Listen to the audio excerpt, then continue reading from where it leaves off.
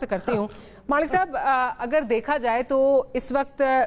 कल की जो डेवलपमेंट्स हैं, तमाम इत्तेहादी पार्टीज ने अपने अरकान को ये कहा है कि they must ensure there presence in the national assembly tomorrow, और वो बिल जो है वो टेबल होने वाला है और in all likelihood national assembly से अगर वो पास हो जाता है तो वो आगे सेनेट में जाएगा।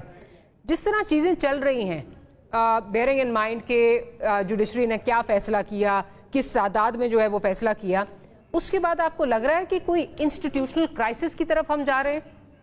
कल अगर ये पास हो जाता है?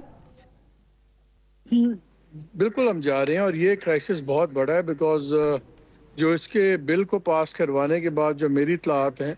गवर्नमेंट शायद एक कॉन्स्टिट्यूशनल अमेंडमेंट ले आएगी जिसको रोकने के लिए पहले ही हमने 8-5 का फैसला देखा था, और वो अगर वो फैसला कर लिया इन्होंने तो फिर आपको सुप्रीम कोर्ट आपस में भी पिच बैटल नजर आएगी और बहुत गहरा क्राइसिस होगा। लेकिन मेरा ख्याल है क्राइसिस से कोई घबरा नहीं रहा, ना पिंडी घबरा रहा है ना इस्लामाबाद घबरा रहा है, क्योंकि जिसको अंग्रेजी में कहते हैं ना, दे थिंकिंग बस ऑप्शन नहीं है but to slog it out. और यह फैसला हुआ हुआ है कि खान साहब के साथ तो चलना नहीं है, पिंडी ने नहीं चलना। जब तक पिंडी ने नहीं चलना तो जाहिर है इस्लामाबाद वालों को और क्या चाहिए, उनकी तो इससे बड़ी खुशखबरी नहीं हो सकती। बिकॉज खान साहब से अगर किसी भी किस्म की निगोसिएशंस होती हैं पिंडी की तो इनकी एक्सपेंस पे होंगी ना, इनकी कॉस्ट पे होंगी, इसलिए वो हर अभी जो है चीज को मंतकी अंजाम से भी आगे ले जाने पे तैयार हैं। अभी मैं मुल्क की बात नहीं कर रहा कि मुल्क के लिए इसके क्या कॉन्सिक्वेंसेस होंगे, अभी हम बात कर रहे हैं हमारे सिर्फ उसके पावर पॉलिटिक्स कहाँ खड़ी है। खान साहब की पॉलिटिक्स हम देख रहे हैं, टोटल एक कन्फ्यूजन के बाद दूसरी कन्फ्यूजन नजर आती है। उन्होंने पहले कहा कि हम नॉमिनेट कर दिया, मैंने उसको महमूद अशरफ खान अचगरी साहब को कर दिया है। फिर जब मैंने भी अपने प्रोग्राम में कहा, मेरे प्रोग्राम में डिफेंस मिनिस्टर ख्वाजा आसिफ आए थे, उन्होंने कैटेगोरिकली कहा कि उनसे तो पूछ लें, आप नहीं जानते अचगरी साहब को, ना वो पिंडी से बात करेंगे ना पिंडी उनसे बात करेगा। फिर कल उनका भी वो असेसमेंट बेयर आउट हो गया जब खान साहब ने कहा कि नहीं मैंने तो उनको नॉमिनेट किया है पॉलिटिकल पार्टीज के लिए। तो आई थिंक ये इक्वेशन अब सेटल हो गई है, ये एक पैटर्न सेटल हो गया है कि एक बयान आएगा फिर उसके बाद दूसरा बयान आएगा, और ये मुझे अब स्ट्रैटेजी का हिस्सा लग रहा है खान साहब की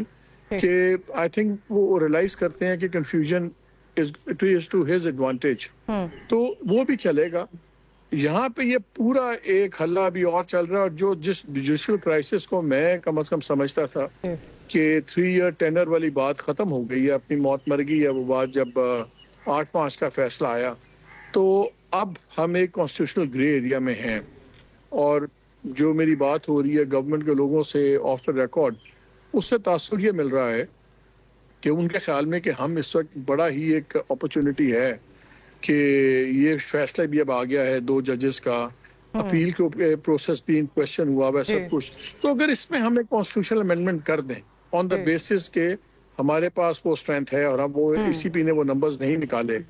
तो क्या होगा, एक नया मसला जाएगा ना सुप्रीम कोर्ट में, तो वो एक डिले ही आएगा ना, उसमें एक नया आपने जलेबी के अंदर एक और सर्कल ऐड कर दिया। So I think we are going towards a very serious judicial crisis, constitutional crisis, और गवर्नेंस का तो जो चल रहा है वो तो आपके सामने ही है। सो हालात और उलझने जा रहे हैं, सुलझने नहीं जा रहे। वही जो बात